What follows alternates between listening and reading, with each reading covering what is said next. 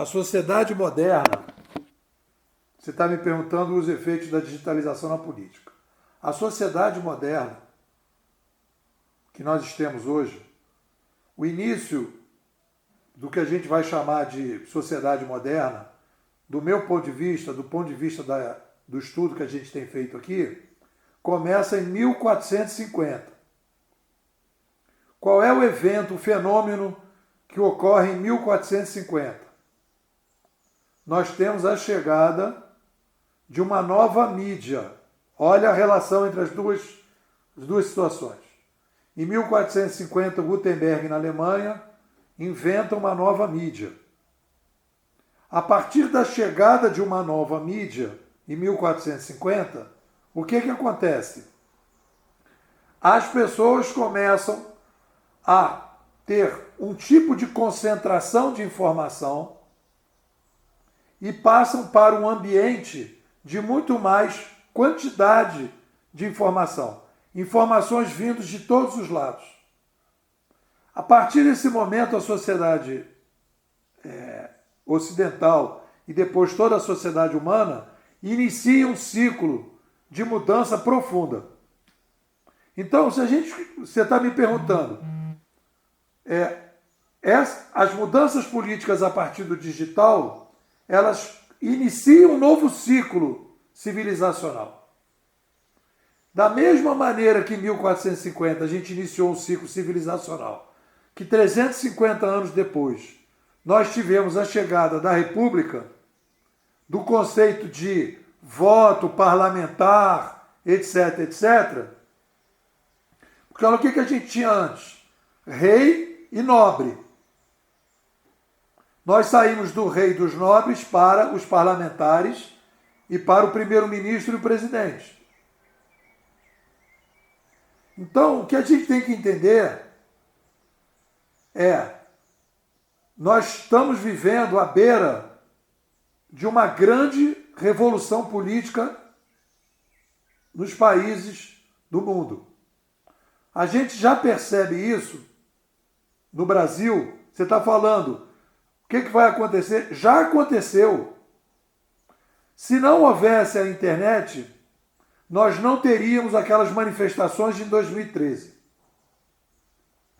As manifestações de 2013 foram fundamentais para, inclusive, a sustentação da Lava Jato.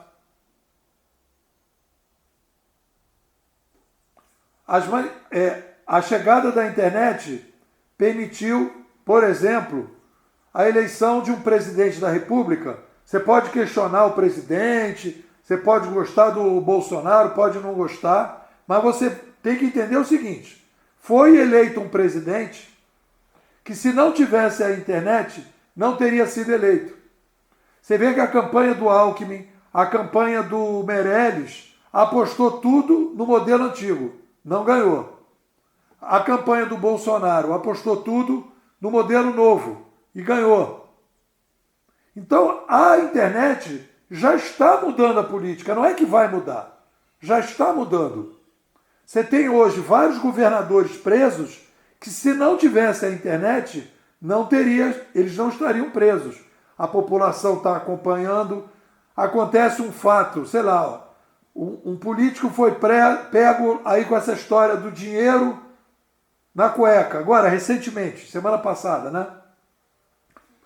Você já recebeu 400 memes. Todo mundo já sabe o que aconteceu. Todo mundo já sabe o nome do cara, o que ele foi, etc. O Bolsonaro agora indicou o ministro do STF. A população inteira está discutindo o ministro do STF. Há 10 anos atrás, chegasse na rua e perguntasse para um cidadão: querido, o que é o STF? O cara ia dizer: é um imposto, é um carro, deve ser o nome do jogador de futebol da Holanda. Então, a política já mudou por causa da internet. Só que nós estamos no início da mudança. Nós vamos assistir profundas mudanças daqui para frente no quadro político, em vários países, inclusive no Brasil. A votação à distância dos parlamentares, isso na minha opinião, não é o... É tipo assim, não tem grandes repercussões para o futuro. O que eu acho que vai, como tendência, no caso do Brasil, né, a necessidade... o Brasil, só para você ter uma noção, cresceu. Eu faço as minhas palestras, as minhas aulas com meus alunos, faço a pergunta: quantos brasileiros viviam nesse país em 1900? Raramente, eu diria que de 10 palestras, talvez em uma, alguém se aproxime dos 30 milhões. Não se estuda isso na escola. Nós saímos de 30 milhões de brasileiros para 210, em menos de 120 anos. Hoje, para você atender, em termos de alimentação, o Brasil, você precisa, por dia, de 640 milhões de pratos de comida. Então, o que vai repercutir na política? Nós precisamos descentralizar o poder. O aumento da complexidade demográfica, isso é uma regra que a gente descobriu estudando. Quando você aumenta a população, no médio e longo prazo, a única saída que tem é descentralizar o poder. Então nós vamos precisar aumentar o poder dos municípios, aumentar o poder dos estados, criar realmente o conceito da federalização. Então a gente vai dar mais poder para o cidadão poder decidir da sua própria vida. Esse é o grande movimento que nós vamos ter, né? E aí sim poderá ter votações, decisões online. Você vê, por exemplo, um exemplo. Você está caminhando no seu bairro e você é morador do bairro, você tem um aplicativo do bairro. E aí você pode ser consultado se a praça, naquela pracinha, vai se colocar um balanço ou um escorrega. Aí você, como é morador, você pode escolher e dizer: quero um escorrega, quero um balanço. Outras decisões um pouco mais amplas do bairro, você pode participar. Então você vai votar ali, não vai precisar de um vereador para poder tomar determinadas decisões. Então as coisas vão se descentralizar. Isso não é porque não é um movimento político que vai levar. Claro, as pessoas vão defender isso, mas é uma necessidade de sobrevivência da espécie. Não dá para você viver com 210 milhões de brasileiros com opção de necessidades, tudo concentrado em Brasília. Isso não faz mais sentido. Com certeza. Porque hoje você tem certificação de banco. Você mexe na sua conta de banco. Entendeu? Quer uma coisa mais arriscada e insegura do que essa, mexer na conta de banco? Então, assim, eu acho que o voto à distância é uma coisa, não é muito complicada, né? Eu acho que o Brasil até avançou bastante na votação digital.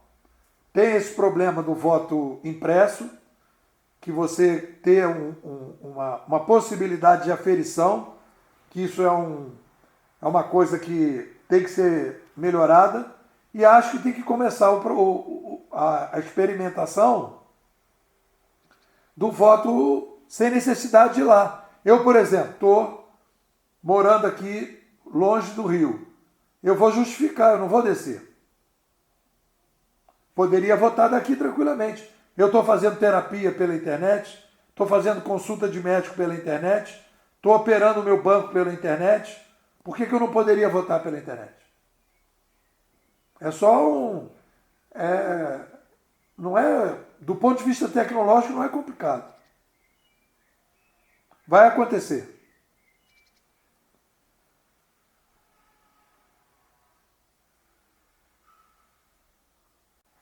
Não, as cidades mais sustentáveis, as pessoas falam muito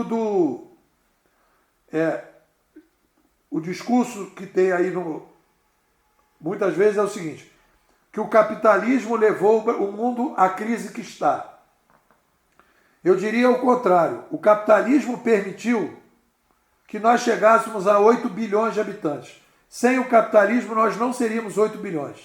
Nós teríamos aí 1,5, 2 bilhões no máximo, com muitos problemas.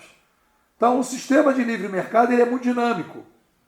E é o sistema de livre mercado que está construindo as tecnologias para resolver o problema que é dessa sustentabilidade. Então, está se inventando privada eletrônica, está se tirando água de qualquer lugar, né?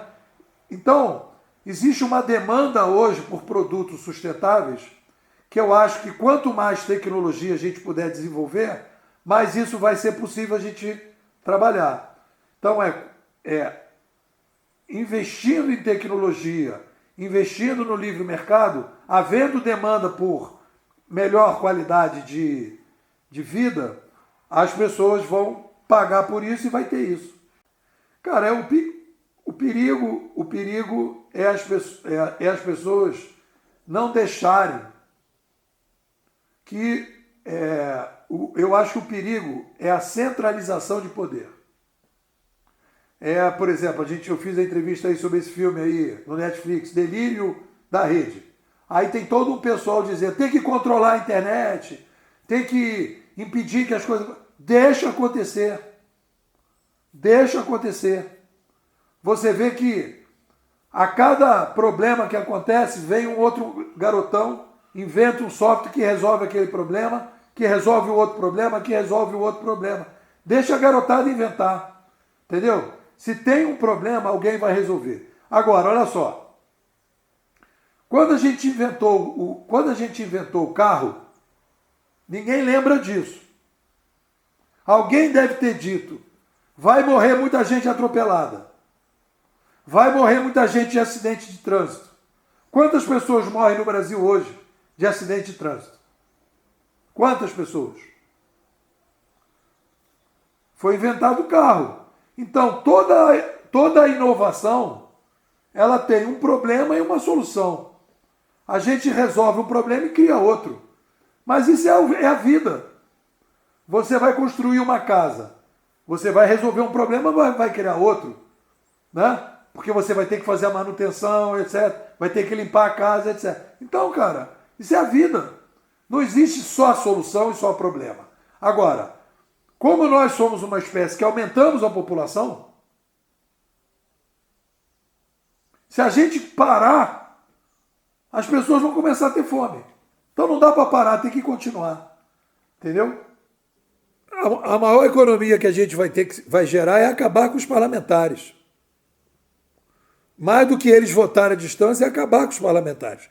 Tem a demanda, preste atenção, a demanda dos parlamentares de ter político tem a ver com as tecnologias que nós tínhamos.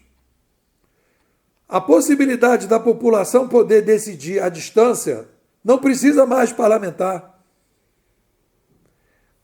Você pode arredondar os projetos de lei e decidir as coisas pela própria população. Quer dizer, a tendência que nós vamos ter para frente não é que o parlamentar vai votar à distância, é que você vai tirar o parlamentar da jogada. Aí você vai dizer, mas isso aqui é semana que vem? Não. Da mesma maneira que nós tiramos, presta atenção, nós tínhamos os nobres, os nobres eram que decidiam no parlamento. Era o parlamento dos nobres. Aí os nobres foram eleitos. Saíram os nobres e vieram os parlamentares. Agora você vai ter a possibilidade de votação direta.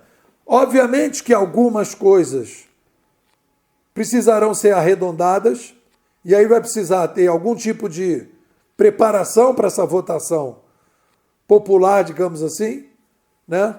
Mas muita coisa pode ser votada. E a outra coisa é o seguinte, eu acho que o exemplo dos Estados Unidos é ótimo. O Brasil poderia ser um país parecido com os Estados Unidos. E aí eu estou falando também de futuro. Você vai dizer, Nepô, isso nunca vai acontecer. Não interessa se vai acontecer ou não. Você tem que propor o que você acha melhor. Se vai acontecer ou não é outro problema. Você imaginar os Estados Unidos é o seguinte, o Brasil ser um país que cada estado fosse considerado um próprio país. Então, Brasília, a capital federal, vai ter só, como é nos Estados Unidos, algumas normas gerais para conduzir seriam uma espécie assim de norte político, com 15 regras. Depois, cada país teria outras regras, e você vai passando as decisões cada vez mais para o local que a pessoa mora. E aí não seria difícil as votações. Você quer aqui na minha cidade que tenha desconto de imposto, sim ou não? Você quer que tenha isso, quer que tenha aquilo? E aí você vai decidindo ali em plebiscito. Cada vez, quanto menor a decisão, mais fácil você vai tomando a decisão. Na rua tal vai se ter aqui uma praça. É praça ou um posto de saúde? Aí o pessoal decide. E aí vai se decidindo tudo. Tudo vai se decidindo. E as pessoas vão participando. É isso. O que eu queria te falar é o seguinte: o pior século da história humana foi o século passado. Este século, o século passado foi o pior século, porque nós tivemos aumento populacional e concentração de mídia. Toda vez que você tem descentralização de mídia, essa é a história, mostra, você tem um ciclo de renascimento, inovação, um círculo virtuoso. É isso que nós estamos entrando agora. Estou extremamente otimista em relação ao futuro. É isso.